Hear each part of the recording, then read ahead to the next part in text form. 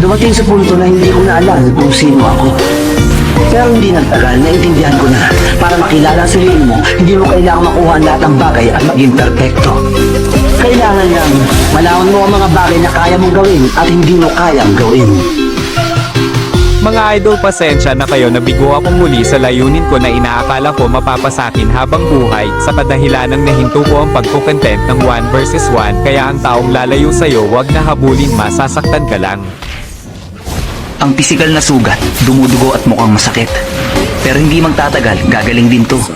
Maghihilom to mag-isa kahit wala kang ginagawa. Pero kung lalagyan mo to ng gamot, magiging mas mabilis ang paggaling ng sugat. Yung sugat sa puso mas mahina. Masakit pero kailangan tanggapin at di natin pipilitin, sadyang hindi lang para sa atin. Minsan kasi may mga bagay na nakitaan tayo nila ng maganda kaya nagustuhan tayo sa unang pagkakilala, once na nagkamali ka iiwan ka na nila, ang tawag dyan hindi tunay na pagmamahal.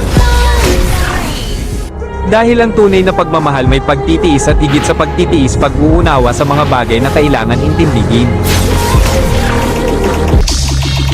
Kung sa English pa mga idol, the kind of pain that you cannot explain, the biggest pain is when you see yourself crying and you don't know how to comfort yourself. Crying silent is not easy to forget. Kaya kapag ako umiiyak walang boses pero luha bumabaha. Paano ko aalagaan ang puso ko kung palaging nabibigo? Yung titingnan ka sa mga mata at sasabihin sa iyo ang buong katotohanan.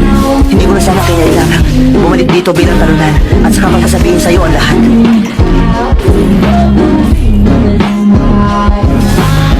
Alam niyo mga idol, ito lang masasabi ko sa kanya, sa ngalan ng Ama, mabibigo ka rin sa iba.